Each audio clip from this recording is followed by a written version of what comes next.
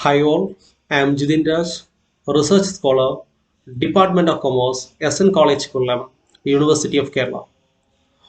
Here I make a presentation of my article, Current Scenario Public-Private Partnership in Kerala. Infrastructure play a pivotal role in influencing the level and the nature of economic and social activities of a nation.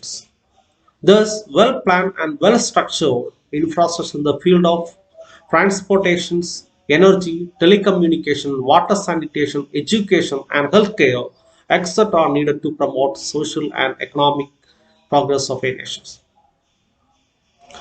However, the rising population, the growing demand of the public, and the other development trends has placed immense pressure on the state resources. Therefore, the government across the world to consider private sector to supplement public spending and provide public services through public-private partnership. Public-private partnership is an agreement between the public sector and private sector for creating public asset and providing general public with public services. The PPP offers an opportunity for the involvement of private sector in designing, funding, constructing, building, and operating the public sector programs and projects. The PPP here redefined the role of public sector as enabler or facilitator, while private sector as funder, designer, builder, and operator of the services. In India, the PPP period began in 1990s when the private sectors were granted permissions to power generation and the private telecommunication operators were awarded licenses, followed by the landmark amendment to National Highway Act 1956 that allowed for private production.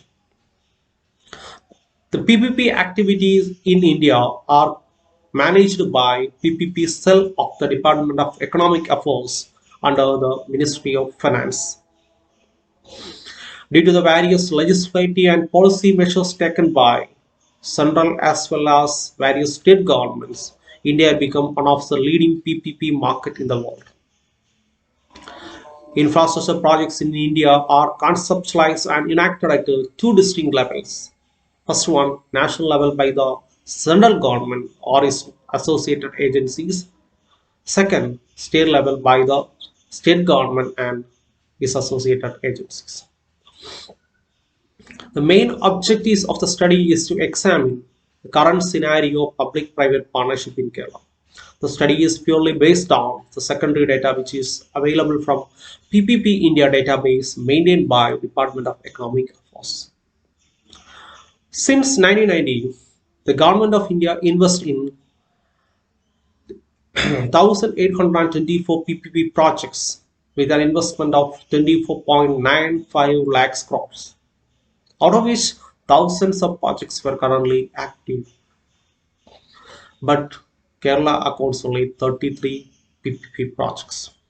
In Kerala, PPP projects mainly in four sectors, that is transport, energy, water sanitation, and social and commercial infrastructure. The sector-wise distribution of PPP projects in Kerala reveals around 82% of total projects occupied by the transport sectors. Transport sectors involve subsectors like road, port, airport, and urban and public transport. Here, the road sector occupies around 52% of total projects in transport sector, followed by port, urban and public transport, and airport. However, in terms of investment, the port sector attracts around 63% of investments. It is mainly due to these projects requires high cost for its development. The status-wise distribution of PPP projects in Kerala reveals that around 61% of total projects belongs to the category of operation and maintenance stage. 33% of them are under construction and 6% of them are under pre-construction stages.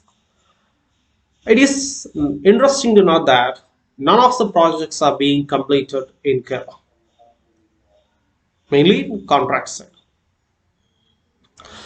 So I conclude that PPP projects in India are rising, both number and investments, but it is not significant in Kerala. The success of a PPP project mainly depends upon the various policy measures and promotional measures taken by the central as well as state government. In Kerala, transport sectors dominate the PPP scenario, but all other sectors are not seriously considered. There are few initiatives in the field of energy, water sanitation, and social and commercial infrastructure, but it is not sufficient to meet the overall demand of that sectors. Hence, there is a need to focus on that sectors and also social infrastructure like health and education, which currently account for non-PPP projects. It is surprising to know that none of the projects in health and education. Therefore, the PPP needs to be introduced in all possible areas where resource mobilization is difficult, like in Kerala. To promote economic and infrastructure development through PPP not only requires efficient policies but also is proper implementation and efficient monitoring is also essential. Otherwise, these PPP initiatives will not be beneficial for the overall infrastructure development of our state. These are all about current scenario of public-private partnership in Kerala. Thank you.